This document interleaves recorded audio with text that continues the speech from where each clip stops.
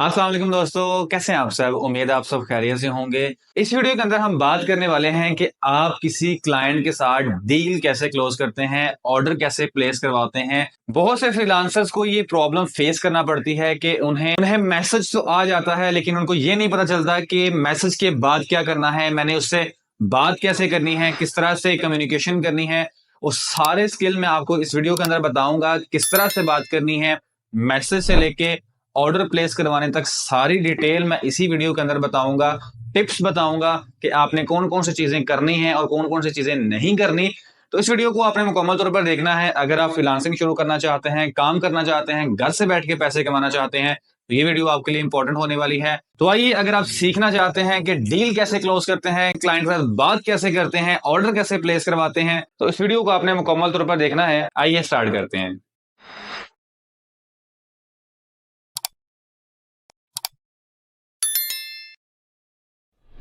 Freelancing करना कोई आसान काम नहीं है। आप अगर समझते हैं कि फ्रीलांसिंग करना आसान काम है तो ये बहुत ही गलत परसेप्शन है। इस फील्ड के अंदर आप मार्केटर भी खुद हैं, आपने काम भी खुद करना है, आपने लिस्टिंग भी खुद करनी है, आपने गिग्स भी खुद बनानी है, आपने बिडिंग भी खुद करनी है, काम भी आपने खुद करके देना है, कम्युनिकेशन स्किल आपकी बेहतर होनी चाहिए। सारा काम आपको खुद करना पड़ता है, तब जाके आप एक सक्सेसफुल फ्रीलांसर बनते हैं। अब आपने सारा कुछ तो सीख लिया, सारा कुछ आपको आता है, लेकिन आपको कम्युनिकेशन स्किल नहीं आती। आपको ये नहीं पता कि मैंने अपने क्लाइंट को क्लोज कैसे करना है। अगर उसने मुझे मैसेज किया है तो मैं उससे काम कैसे लूंगा, काम उसे 100% श्योरिटी के साथ और अपनी प्राइस के ऊपर किस तरह से उससे ऑर्डर प्लेस करवाऊंगा। तो इस वीडियो के अंदर मैं आपको डिटेल में बताने वाला हूं। सबसे पहला जो काम आपने करना है, हमेशा ऑनलाइन रहिए और आपने सबसे क्विक रिस्पॉन्स उसको देना है। किसी भी प्लेटफॉर्म के ऊपर अगर आप काम कर रहे हैं तो आपने उसकी एप्लीकेशन अपने मोबाइल में इंस्टॉल करके रखनी है। ऐसा करने से जब भी आपको कोई मैसेज आएगा तो वो मैसेज आपको फौरन मिल जाएगा और आप उसका फौरन रिप्लाई करेंगे। जब आप फौरन रिप्लाई कर देते हैं तो आप क्लाइंट से डायरेक्ट बात कर रहे होते हैं। अगर आप थोड़ा लेट कर दें, घंटे बाद 2 घंटे बाद उसको रिप्लाई करें, तो वो क्लाइंट जो है वो ऑफलाइन हो चुका होता है। उसके चांसेस बहुत कम होते हैं कि वो आपके पास रिटर्न आएगा। इसलिए मोबाइल के अंदर आपने ऑनलाइन लाजमी रहना है। एप्लीकेशन इसको डाउनलोड कर लें, चाहे फाइवर के ऊपर काम करते हैं, चाहे फ्रीलांसर, चाहे अपवर्क, कोई भी ऐसी वेबसाइट है, आपने उसकी एप्लीकेशन मोबाइल के अंदर डाउनलोड करें और उसको ऑनलाइन रखें ताकि आप बहुत जल्दी रिप्लाई कर सकें। और जब आप बहुत जल्दी रिप्लाई करते हैं तो आप क्लाइंट के साथ डायरेक्टली बात कर सकते हैं और बहुत जल्दी से क्लाइंट जो है वो आपको रिप्लाई कर देता है। दूसरा स्टेप है कि हमेशा वक्त लीजिए, थोड़ा सा टाइम जरूर लें। जब आप क्लाइंट से बात करते हैं, वो अपनी रिक्वायरमेंट आपको भेजता है, तो आपने टाइम लेना है। आपने जरा 5 से 10 मिनट लेने हैं, लेके आपने उन रिक्वायरमेंट्स को मुकम्मल तौर पे समझना है। फर्ज करें मैं एक कॉपी राइटर हूं, तो मुझे कोई बायर आगे कहता है कि मुझे कॉपी राइटिंग करवानी है, ये प्रोडक्ट है, इसके बारे में हमने कॉपी राइटिंग करवानी है। तो हम पहले उस प्रोडक्ट को अच्छे तरह से देखते हैं कि आया उसमें प्लस पॉइंट्स क्या हैं, उसके माइनस पॉइंट्स क्या हैं, उसमें हम किस चीज के ऊपर फोकस करेंगे, कैसे हम काम करेंगे। तब जाके हम जो है उसको रिप्लाई करते हैं और ऐसा करने से क्लाइंट की सेटिस्फेक्शन बढ़ती है। क्लाइंट समझ आता है कि आप कोई प्रोफेशनल बंदे हैं जो इतना टाइम ले रहे हैं और बड़े अच्छे तरीके से इसको चेक कर रहे हैं, तो वो आपको रिस्पॉन्स बड़ा अच्छा देता है। तो हमेशा आपने जल्दी बिल्कुल नहीं करनी। जब हम भी नए नए आए थे तो हमने भी बहुत जल्दी किया करनी कि क्लाइंट कहीं दूर ना चला जाए, तो ऐसा कुछ नहीं होता। क्लाइंट कहीं नहीं जाता, क्लाइंट काम करवाने आया हुआ है और वो क्लाइंट काम करवा के ही जाएगा। तो इसलिए आपने टाइम लेना है, टाइम लेने के बाद उसको बड़े अच्छे तरीके से डील करना है ताकि आपके पास समझ आ जाए कि आप जो काम कर रहे हैं वो काम है क्या।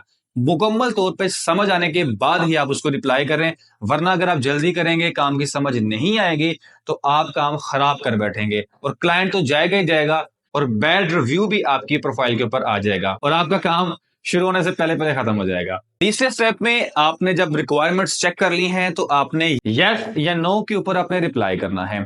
फर्ज करें आपने कोई काम लिया है और वो काम आपको अच्छे तरीके से आता है, तो आपने रिप्लाई करना है कि yes I can do this task.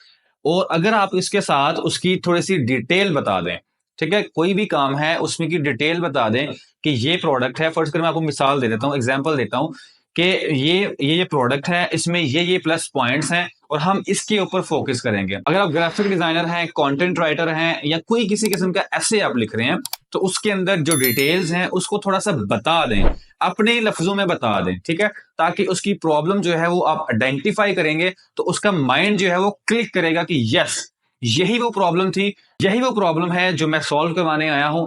तो वो उसका ट्रस्ट जो है वो आपकी तरफ बढ़ेगा और आपका इंप्रेशन जो है वो काफी अच्छा पड़ जाएगा। तो इसलिए आपने यस या नो के ऊपर रिप्लाई करना है। अगर आपका रिप्लाई यस है कि yes I can do this, तो आपने एक काम और करना है कि आपने उसको मैसेज करके कहना है कि यही रिक्वायरमेंट्स हैं या इसके अलावा कोई आपकी स्पेशल रिक्वायरमेंट्स हैं, ठीक है। अक्सर औक़ात जब आप ऐसे लिख रहे होते हैं या फिर कोई ऐसा राइटिंग का काम कर रहे होते हैं, टेक्निकल राइटिंग कर रहे होते हैं, तो क्लाइंट्स के पास जो है वो एक स्पेशल डिस्क्रिप्शन होती है जो फाइल के अंदर मेंशन नहीं होती। तो इसलिए आपने एक दफा पूछ लेना उससे कि जो फाइल के अंदर चीजें हैं, जो फाइल के अंदर रिक्वायरमेंट्स हैं, आया इसी को फुलफिल करना है या फिर आपकी कोई स्पेशल रिक्वायरमेंट्स भी हैं। जब आप उससे स्पेशल रिक्वायरमेंट्स के बारे में पूछते हैं तो वो आपको बताता है, ठीक है। तो जो सारा भी नॉलेज उसके अंदर होता है वो भी आपको मिल जाता है, जिससे आपको वो काम करने में बड़ी आसानी हो जाती है। तो इसलिए आपने ये चीजें भी लाजमी करनी है। आपने रिक्वायरमेंट्स बड़े अच्छे तरीके से चेक कर ली हैं और आपने कुछ स्पेशल रिक्वायरमेंट्स भी अगर उसके अंदर अवेलेबल थी तो वो भी आपने ले ली है। अब आपका काम है प्राइस कोट करने का, ठीक है। प्राइस और डेडलाइन, टाइम भी जरूरी होता है ना। डेडलाइन जो है वो आपने पहले पूछ लेनी है। जब डेडलाइन आप पूछेंगे तो आप जो है वो उनको अपना बजट कोट करेंगे। बजट कोट करने में सबसे पहला काम आपने यही करना है कि कभी भी हाई प्राइसेस, इतनी ज्यादा हाई प्राइसेस आपने कोट नहीं कर रही।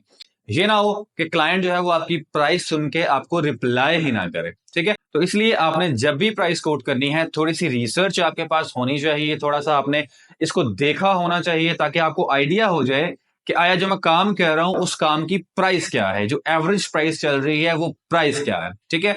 आमतौर पर जो बायर होते हैं वो इतना निगोशिएट नहीं करते, लेकिन कभी कभार आपको ऐसे बायर मिल जाते हैं जो बहुत ही निगोशिएट करते हैं और आपको कम से कम बजट के ऊपर मनाने की कोशिश करते हैं। प्राइस हमेशा आपने उतनी ही लेनी है जितनी आपको मोटिवेट कर सके।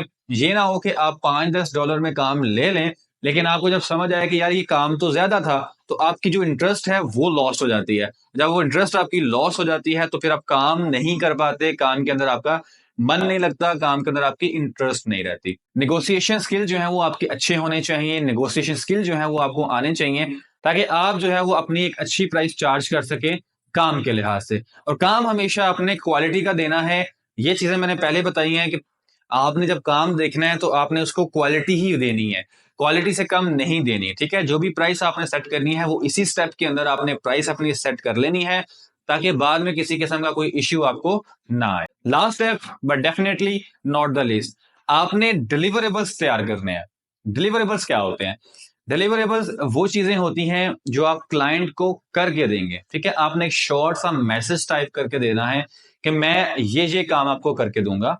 जो उसकी रिक्वायरमेंट थी उसी रिक्वायरमेंट को आपने अपने लफ्जों के अंदर अपनी अंडरस्टैंडिंग के मुताबिक जो जो काम आप उसको करके देंगे पॉइंट वाइज आपको उसको लिख कर देंगे, ठीक है। जब आप उसको डिलीवरेबल बनाएंगे तो वो अप्रूव करेगा।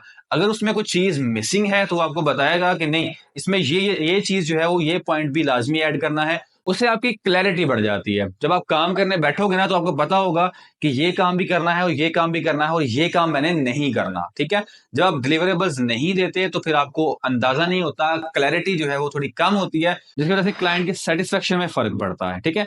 तो आपने लाजमी अपने डिलीवरेबल्स जो है वो लिख कर देने हैं तो क्लाइंट जो है वो सेटिस्फाई हो कि हाँ, जो चीजें मैंने उसको दी हैं उसको भी वही समझ आया है और जो सेलर है वो भी वही काम कर रहा है जो मैंने उसको दिया था। तो डिलीवरेबल्स जो है वो काफी इंपॉर्टेंट है, आपने डिलीवरेबल्स लाजमी देने हैं। तो फाइनल स्टेप के ऊपर आपने क्या करना है कि आपने अप्रूवल ले लेनी है, ठीक है। उस डिलीवरेबल जो आपने डिलीवरेबल्स उनको सेंड किए हैं उन डिलीवरेबल्स की आपने अप्रूवल ले लेनी है और आपने उसको ऑफर सेंड कर देनी है, ठीक है। जब आप ऑफर सेंड करेंगे वो क्लाइंट आपकी ऑफर एक्सेप्ट करेगा और आप काम करना स्टार्ट कर सकते हैं। हमेशा ये चीज याद रखिए कि अगर आप फाइवर के ऊपर काम कर रहे हैं, अपवर्क या freelancer.com के ऊपर, तो आपने कभी भी विदाउट पेमेंट काम नहीं करना, ठीक है। आपने हमेशा ऑर्डर पहले प्लेस करवाना है, ऑर्डर प्लेस करवाने के बाद जो है वो आपने अपना काम स्टार्ट करना है। तो यही थी आज की वीडियो। इस वीडियो के अंदर मैंने काफी डिटेल के साथ वो स्टेप्स बताए हैं जिन स्टेप से आप अपने क्लाइंट को क्लोज कर सकते हो, अपने क्लाइंट को जो है वो ऑर्डर देने पे मजबूर कर सकते हो। तो ये चीजें आपने लाजमी ध्यान रखनी है। हमेशा आपने जल्दी रिप्लाई करना है, हमेशा